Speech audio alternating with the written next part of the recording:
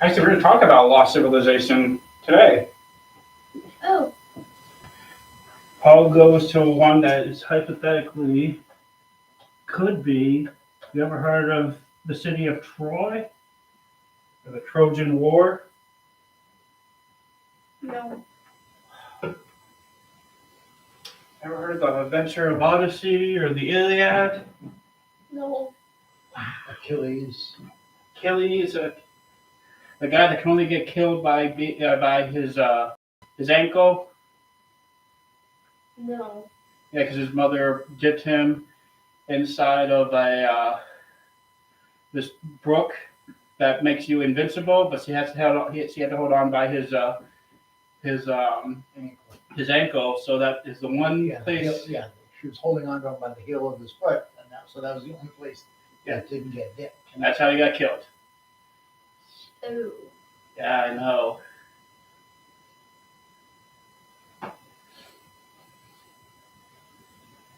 So we're gonna finish up Acts. Yay. There's that excitement we all love. Just keep it going, and just keep it going.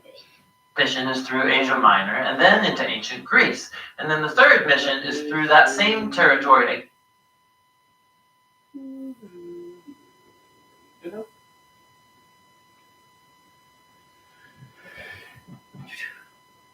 The book of Acts. In the first video, we watched Luke open the book by showing us how the risen Jesus was exalted as the King of the world. He promised to send the Holy Spirit as his own personal presence to empower his followers to go out into the world and bear witness to the good news about his kingdom until he would return one day. And so the movement began in Jerusalem as the Spirit came and formed Jesus' followers into the new temple promised by the scriptural prophets. But this generated conflict with the leaders of Jerusalem, and so it led to the persecution of the Christians. But the Spirit transformed it into good. It actually became the means by which the originally Jewish Jesus communities were pushed outside Jerusalem to become a multi-ethnic international movement. And the flagship church of this diverse Jesus movement was in Antioch, the largest city in that part of the Roman Empire. So we left the story with Barnabas and Paul serving in the Antioch church, and the Spirit prompts the church to send them on a missionary journey, which opens up a whole new section of the book. The story is about Paul and his co-workers traveling to different cities around the Roman Empire, announcing the good news that Jesus is king. The first mission is into the interior of what's called Asia Minor, found in modern Turkey, and it ends with an important meeting of the apostles back in Jerusalem. The second mission is through Asia Minor and then into ancient Greece. And then the third mission is through that same territory again, and it concludes with Paul's journey all the way back to Jerusalem. Now, in recounting all these stories, Luke has highlighted a number of important themes by repeating them. So first is the continued mission to Israel. Whenever Paul enters a new city, he always goes first to the Jewish synagogue to share about the risen King Jesus and how he's forming a new multi-ethnic family of God. Now, most often, lots of people come to recognize Jesus as the Messiah, but some oppose Paul. Sometimes they even throw him out of town as a dangerous rebel who opposes the Torah and Jewish tradition. And this tension culminates after the first journey, leading to an important council in Jerusalem. So Paul discovers that there are some Jewish Christians in Antioch, and they're claiming that unless non-Jewish people become Jewish by practicing circumcision, the Sabbath, obeying the kosher food laws, that they can't become part of Jesus' family. But Paul and Barnabas, they radically disagree. And so they take the debate to a leadership council in Jerusalem. Now there, Peter, Paul, and James, the brother of Jesus, they all show from the scriptures and from their experience that God's plan was always to include the nations within his covenant people. So they write a letter requiring non-Jewish Christians to stop participating in pagan temple sacrifices, but they don't require them to adopt an ethnically Jewish identity or obey the laws in the Torah. Now, this vision was groundbreaking for the history of the Jesus movement. Jesus, he's the Jewish Messiah, but he's also the risen King of all nations. And so one's membership among his people is not based on ethnic identity or following the laws of the Torah. It's based simply on trusting Jesus and then following his teachings. And it's this multi-ethnic reality of the Jesus movement that leads us to the next theme Luke wants us to see in the missionary journeys, namely the clash of cultures between the early Christians and the Greek and Roman world. Luke records multiple clashes in Philippi, Athens, Ephesus. Paul goes and announces Jesus as the revelation of the one true God and as the King of the world, who shows up all other gods and idols as powerless and futile. And his message is consistently viewed as subversive to the Roman way of life, and he gets accused of being a dangerous social revolutionary. These stories show how the multi-ethnic, monotheistic Jesus communities did not fit into any cultural boxes known to the Roman people. The ancient world had just never seen anything like them. And the Christians aroused more than just suspicion. Another theme Luke repeats is how Paul and the Christians are constantly being accused of rebellion, even treason against Caesar, the Roman emperor. People heard Paul correctly. He was announcing that there's another king, Jesus. And they also correctly saw that the Christian way of life was a challenge to many Roman cultural values. But every time Paul gets arrested and interrogated before Roman officials, they don't see any threat, and he's dismissed. These stories show us the paradox that the early church presented to the world. It was a Jewish messianic movement, but it was ethnically diverse, full of communities that treated men and women and rich and poor and slave and free all as equals. And they all gave their allegiance to King Jesus alone and no other god or king. And so their very existence, it turned upside down the core values of Roman culture, but the Christians posed no military threat because Jesus taught them to be people of peace. And so the only crime Paul and the Christians can be accused of is not conforming to the status quo. The book's final section returns the focus to Paul's witness spreading from Jerusalem to Rome. His final missionary journey ends back in Jerusalem, where his controversial reputation precedes him. He gets attacked by Jewish people who think that he's betrayed Israel, which attracts the attention of Roman soldiers who think Paul's a terrorist from Egypt starting a rebellion. And so he gets arrested.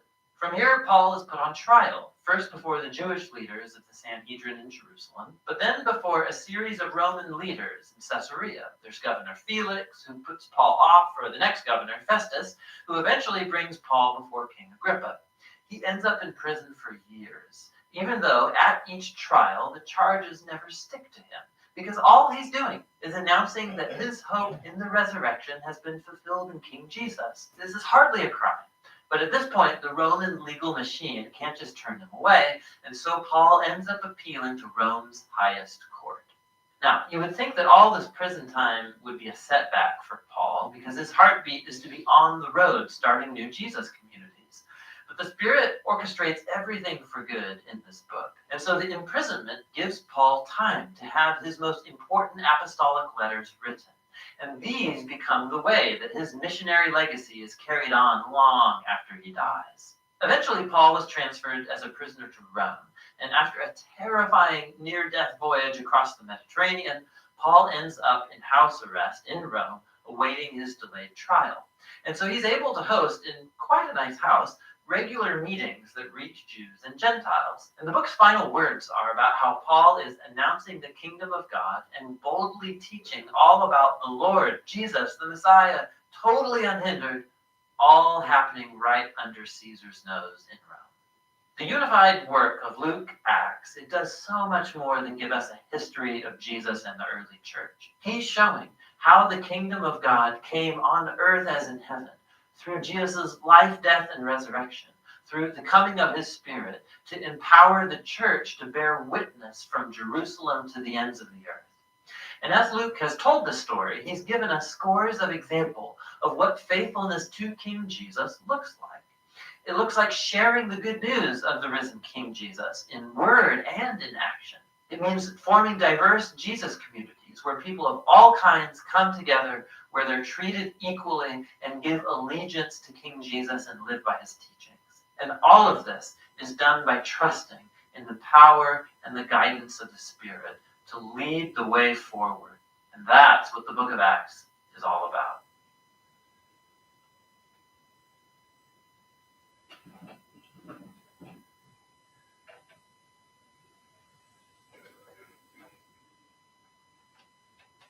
We have on Acts. Uh,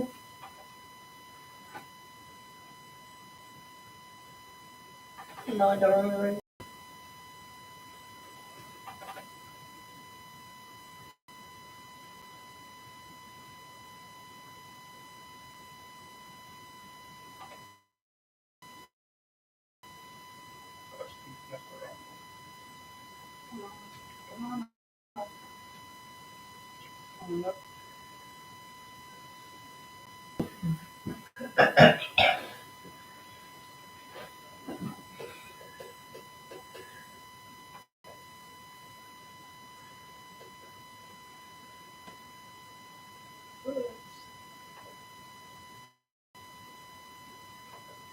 There we go. Okay. Now back this. You know this. I'm looking it up. You look it up? Perfect.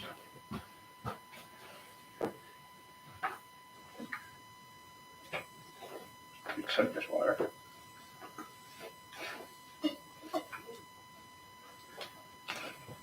Is it Old Testament or New Testament? Uh, The $1,000,000 question. old?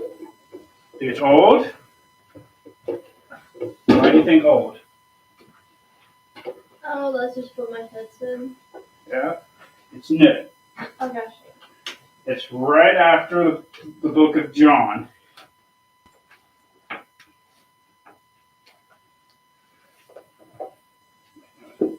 And we're going to be chapter 13, but I did want to do a little quick review first.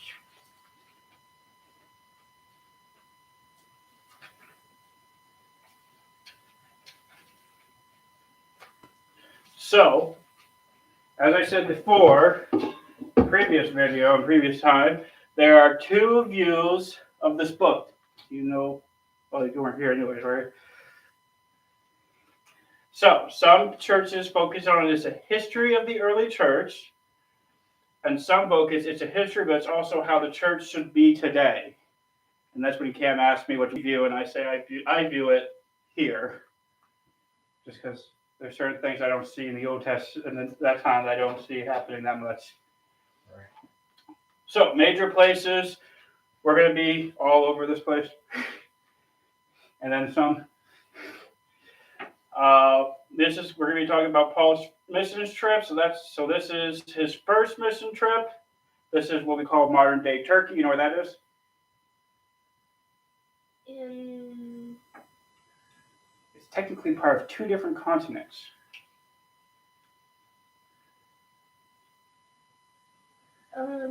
Europe?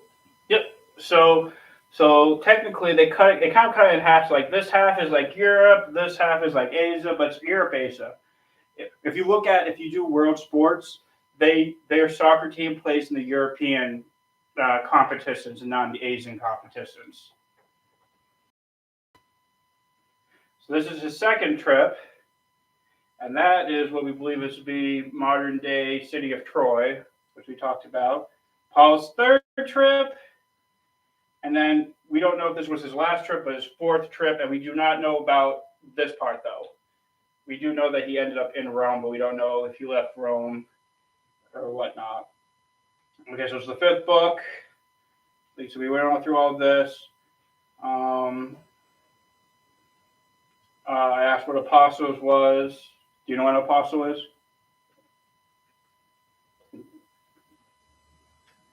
Someone that goes out and tells messages. That's pretty close. So an apostle is somebody that's sent out Okay, to tell. So Jesus had apostles. There are people he sent out. If I was John's, his protege, and he taught me everything, and he's like, I send you out, I could be an apostle of John. In other words, John taught me everything I need to preach, sends me out, and it's kind of like he's putting a stamp of approval on me that whatever he says, it's literally from me and from God. It's okay. Are there still apostles today? maybe.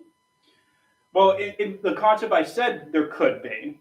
So in the concept of somebody, but would there still be apostles of Jesus Christ today? Do you think?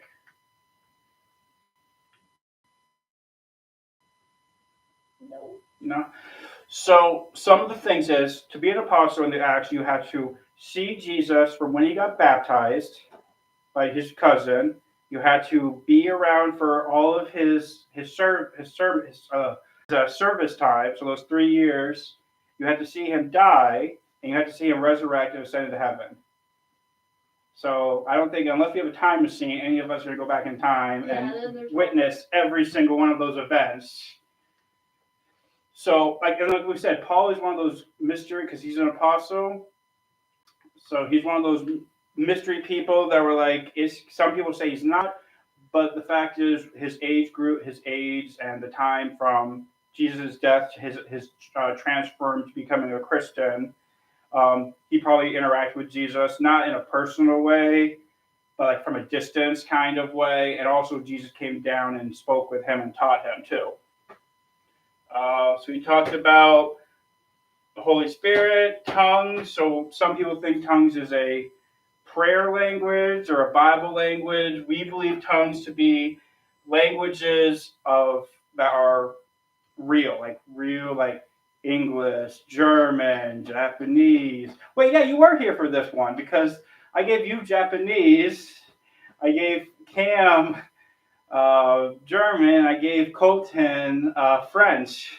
And me and John were the only cool kids that spoke English. I can't tell if that fly is dead or not. I don't know. I kind of squished it. But yeah, so a little bit about tongues and apostles. Now we're going.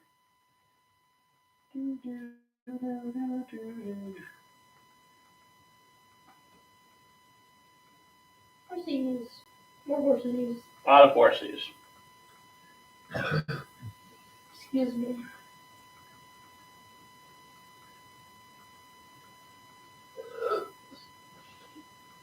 Excuse me. Your excuse. So So now we're going to part 2. So it's going to be focused on 13 to the end.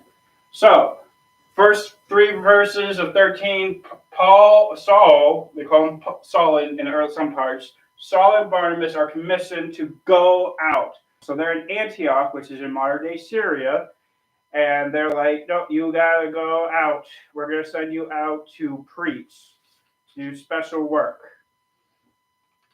Then they go through their first trip. So they start here at Antioch in Syria, and they travel all the way around, and they end up here. Then they go back at a couple other places, and then they go right back to Antioch. So that's the trip that they do. Paul preaches in Antioch first. Paul turns. So whenever Paul goes to a city or a town, the first thing he does is he goes to the synagogue. Now, do you know what a synagogue is? So you know how we have a church? yeah. Christians have a church? It's kind of a Jewish church. Oh. It's where the Jews always would meet and preach the word and stuff. There's like 3 or 4 in Bangor, which is weird because you have Orthodox, then you have non-Orthodox, like right down the road from each other. Like you could see each other from like, that's a very unique way to have a synagogue next to each other like that. But then you'd always get turned down there after certain people would follow him. So then you'd go to the Gentiles. You'd go out to the streets and preach and stuff. So they go to a city called Iconium, which of course is right here. So when we look at the map, it is right there. So that's where they're. Now, is it the first trip that they send somebody away, or is it the second trip? I think it's the second trip. Okay, yeah. So they're in there, they're preaching. They then go to Lystra and Derbe, where they are believed to be gods. They start preaching, worshiping them like they're gods. And they have to turn this down. It's like, no, we're not gods. Because they healed a crippled man. Oh. So they heal somebody. So they're like, oh, these are the gods, because a lot of Greeks believed the gods would come down in human form and interact with them. So then they travel all the way back to Syria, to Antioch. They then go down to Jerusalem for the Council of Jerusalem. Now, in early church history, you have a lot of councils, a lot of meetings where they come up with theology. Now, one of the biggest problems nowadays is now you're having Gentiles coming into a main Jewish religion. So now they're like, well, these Gentiles should be following the Jewish laws. They have, males have to be circumcised. They can't eat certain meats. They have to cook their meats a certain way. They have to do all these things. And so they're like, so the church is split in half. You have the James, the brother of Jesus, that's like, we need to do this. Then you have Paul, the others like, no, we can't change their lifestyles on them. But yes, we agree that there are certain rules they should follow. So they kind of had a compromise. And they came up with, okay, they don't have to follow the dietary laws. They don't have to, males don't have to circumcise. What they have to do is they can't eat meat that's been strangled to death, or sacrifice to gods that are not our God. So they came up with that thing. They then sent the letters to the Gentile believers saying, this is what we expect from you. We don't expect this. And they send them out. Paul and Barnabas are then going on another trip. But is it John Mark? Yeah. So John Mark, the guy that wrote the book of Mark, was with Paul and Barnabas the first trip, kind of. But he left. He ditched them. Well, this trip, Barnabas is like, hey, we should take, that's how he is, like, yeah, we should take John Mark with us. And Paul's like, no, He bailed on us. He bailed on us. We can't take him. So they split up. John Mark and Barnabas go one way, Paul goes another way. And I think he takes somebody with him. Silas. He takes Silas with him. Okay, so his next trip. So of course, Jerusalem, Damascus, Antioch.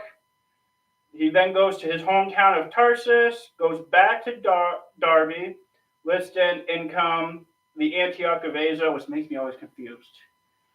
He then goes to Troas. He goes into Macedonia. He goes into modern day Greek. Then he goes back through. Paying attention? What have I been saying?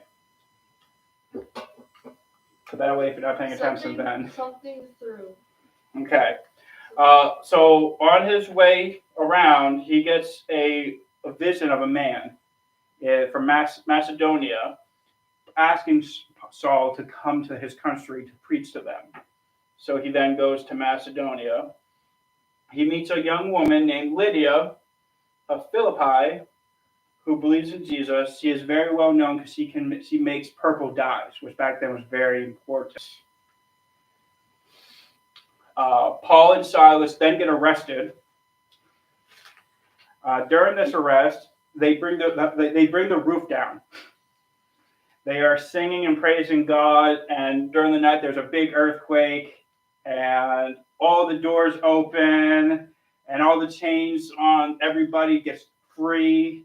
Stuff gets taken down. The jailer was fast asleep, and in those days, if you were fast asleep and prisoners escaped, you were killed. So when he woke up and he saw all this carnage and all the doors open, first thing he thought was prisoners escaped. He was about to kill himself. And Paul's like, no, don't kill yourself. We're all here. And all the prisoners were still there. So then he takes him to his house and takes care of him. And then they let him free the next day. He preaches in Thessalonica. When he's preaching there, though, he is left for dead. They take him out of the city and they kill him. Or they stone him to death. And they think he's dead. So they leave him. And he crawls himself back into the city. Wouldn't you think he would go the opposite way, right? Yeah. But yeah, so he goes. He goes back. They also find out he's a Roman citizen, so they get in trouble. Paul and Cyrus, they go to another town. They preach. These people are well known.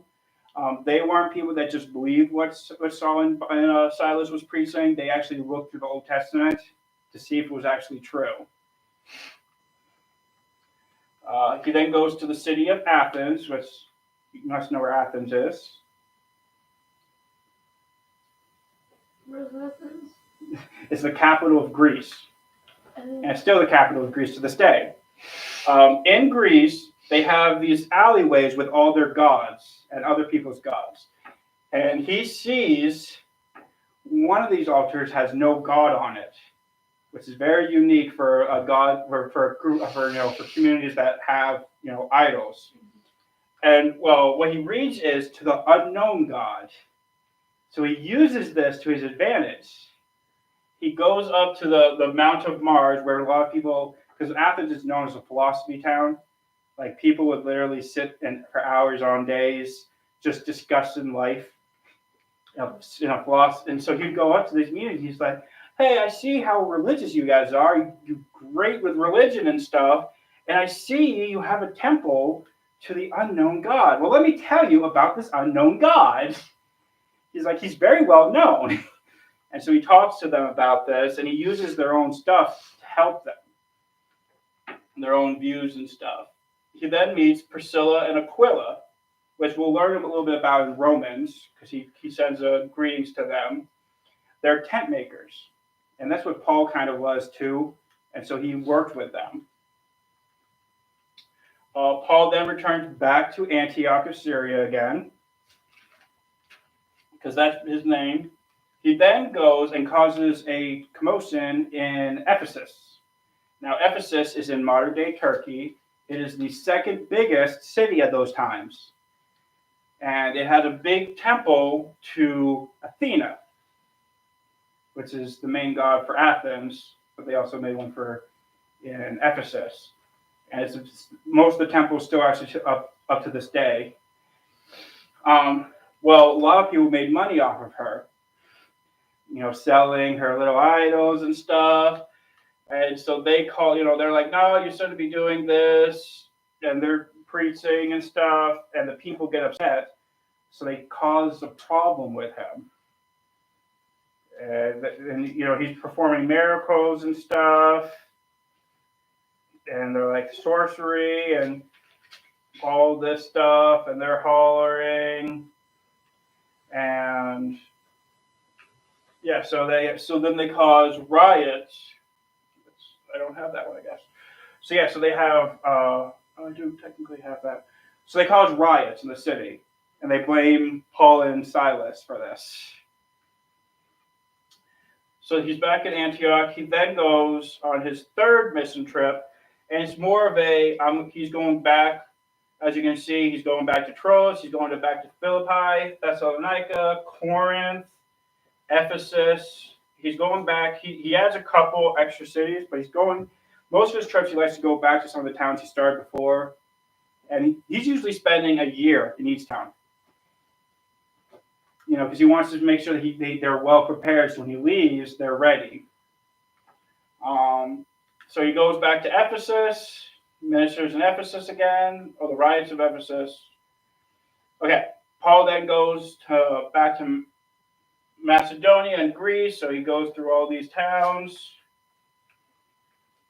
His final visit to Troas, or Troas, which again we believe is the modern day city of Troy.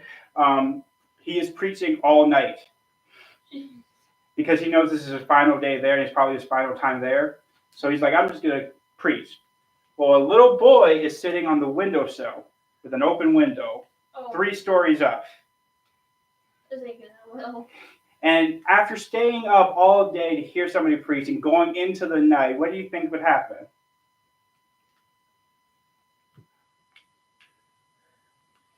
So when we did the all-nighter, what was the first thing that you did when you finally had some moments of peace? Lay down. Lay down and sleep, yeah. And probably nobody could have woken you up, right? People could have been talking to you when you're half asleep and you'd still be falling asleep, right? Yeah, well, that's what's happening with this kid. He's falling asleep. Well, he falls 3 stories down and dies. So Paul comes down. He says, "Oh no, he's okay." It's just a flesh wound. Yeah, it's just a flesh wound. It's just So he brings the kid back to life, and then he goes back on and preaches. But he sends the kid home with his family. He's like, "I'm gonna keep preaching, but he really needs to sleep. Let's go." He had a nice nap. He needs a longer nap. So he keeps preaching. He then meets with the Ephesus elders around Troy. Now, do you know what an elder is? like a really old person. Kind of, yeah. Now, what about a church situation? Do you know what an elder could be at a church? So, remember we talked about apostles, right? Oh yeah. Okay. So, in the early church, it pretty much was Jesus, when he was on earth, his 12 disciples, which became the apostles. When Jesus went to heaven, yes, Jesus is still number one, but you really don't interact with him that much anymore. You still do, but it's not like directly like they did when he was on earth. So it was the 12 apostles, and then it was elders. So the elders were like pastors, teachers, all that. So it went apostles, elders, deacons. And the deacons were people that serve people. So if you're sick, right? So let's say you're sick, and me and John are deacons in our church. So pastors are elder, we're deacons.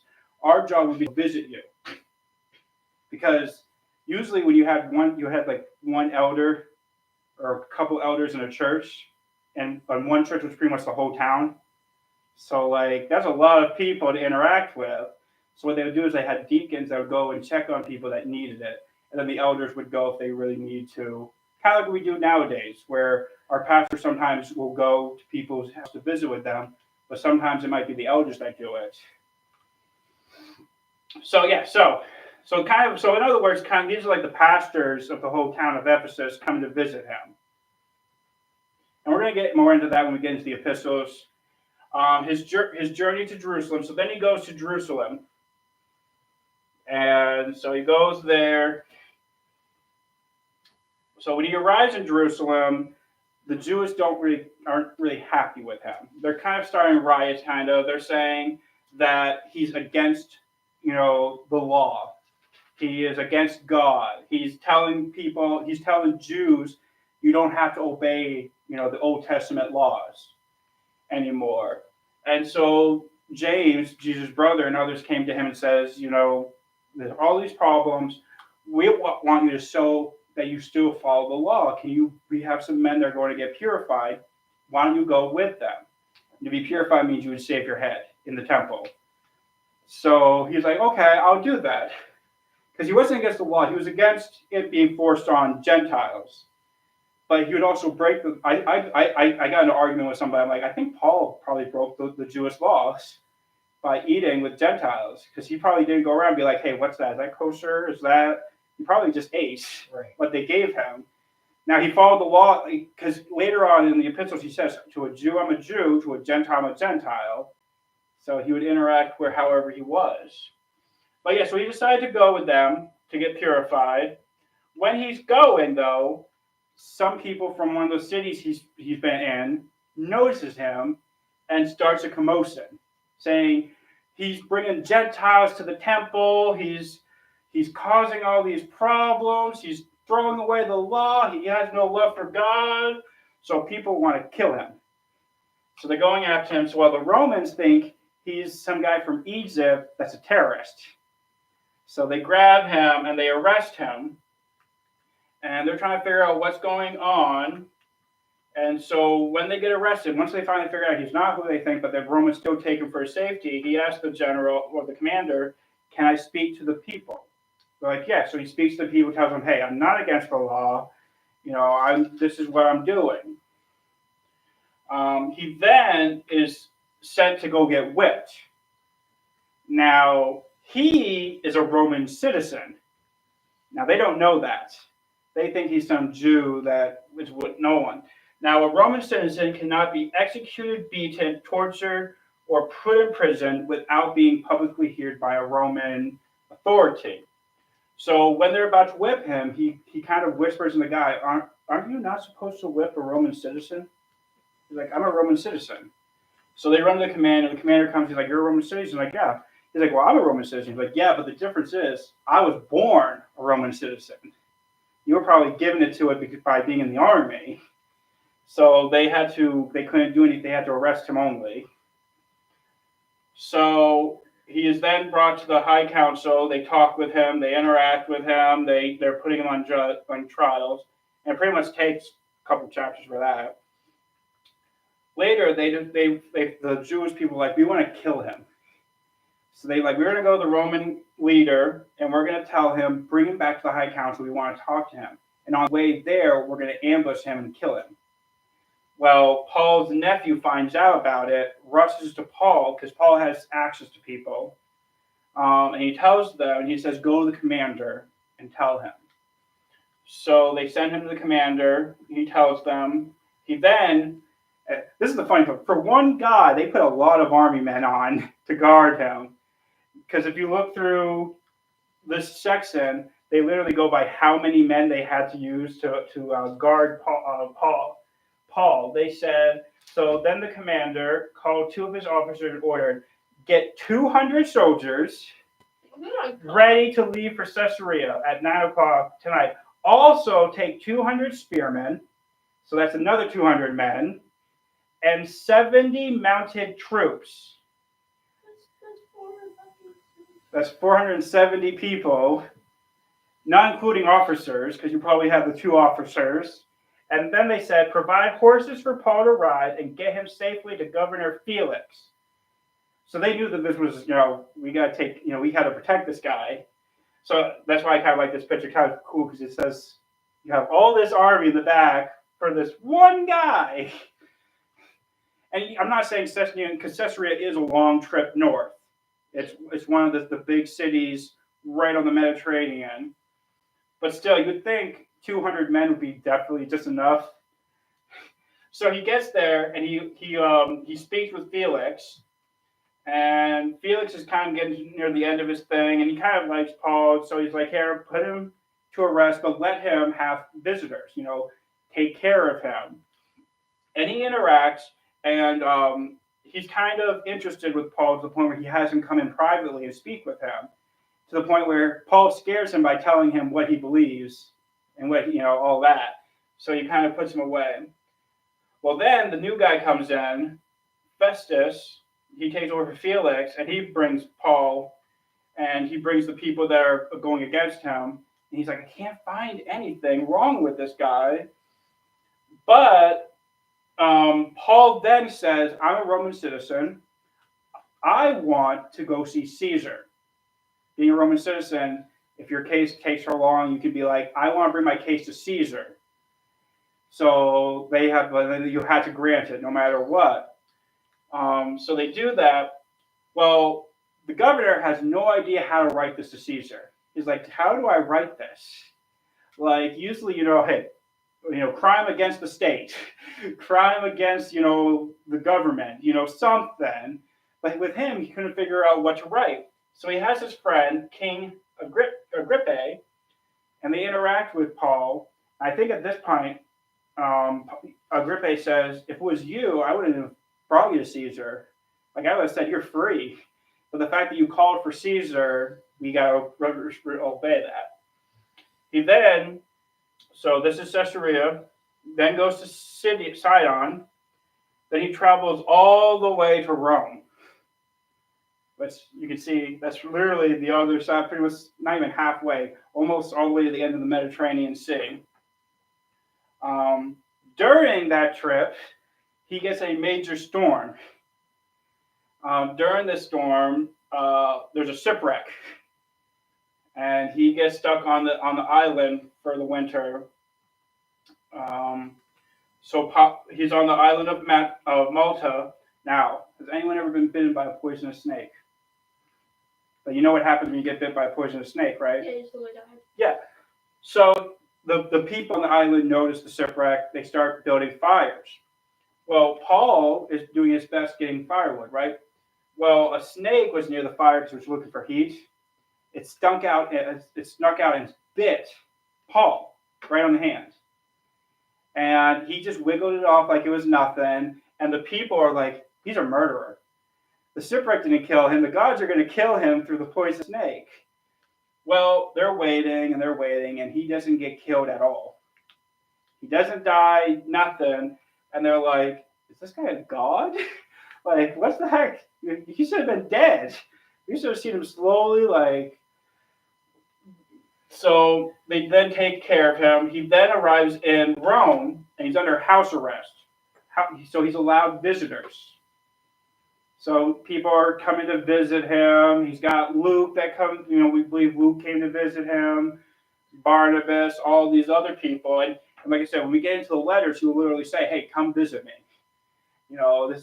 Now, we do not know how many times he was in Rome.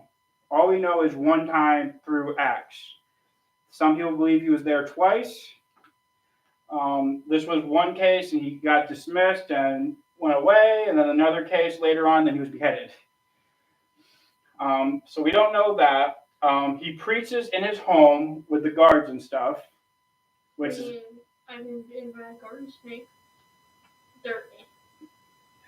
But yeah, so that's Acts pretty much, and we're going to use Acts a lot when we go through the books of the Bible because they interact a lot with each other. Any questions or anything that was like strange or interesting to you? It's just strange like how after everything they still had him on arrest. Like Yeah, and you're going to see that. Like I said, when we get into Corinthians, I think it's Corinthians where he goes through his whole list of stuff he's done. Because sometimes people start boasting about their faith and their stuff, and he's like, dude, unless you've been shipwrecked multiple times, bit by a snake, arrested, left for dead, beaten, you have no way of boasting. I can boast, yet I don't. And so, like I said, we're going to interact with Acts a little more when we go through the epistles because he does go back, and it also helps understand where he's writing it. The hard part is, again, we don't know. In the later epistles, he starts writing about his end, and we don't know, again, if that's the story of Acts or if that's a later date. I can understand both sides because there are evidence for both, but we don't know. As I said before, that's up to us asking Paul in person when we end up in heaven. Hey, we arrested twice, 3 times? How many times, buddy? I know when this was in the summertime, I was walking the dog up the road, and like in the middle of it, I saw like a garden snake. Like, is it dead or alive? And of course, it was alive. So I go up to try to pick it up. But then and then eventually let go. Yeah, I think it's that. Have you seen that Verizon commercial where a guy has a deadly snake with the phone? They're doing some type of deal or something. And he thought they meant snake, and they're like, "No, he gets bit by the snake." I think it was like some cell phone commercial. It was some kind of commercial they've had recently, and he starts talking about this deal still. The guy that got and they're watching this guy, and every time they take the camera off the guy, they put it back. He's got like his head is so big from the infection. His hands are, and at the end, the coworker's like, it was nice working with you. I'm like, my first interaction would be like, you just got bit by a poisonous snake. Let's call 911 and not talk about this deal. But so we're gonna try. Like I said, we're gonna try. I want you guys to watch a video about what we're going to be starting in a couple weeks. Not this Wednesday, but next Wednesday.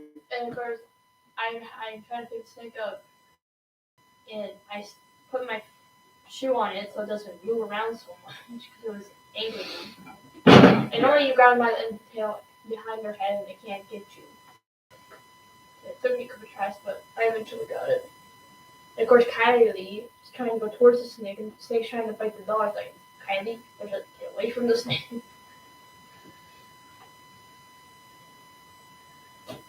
It hurts. Oh, I bet it does.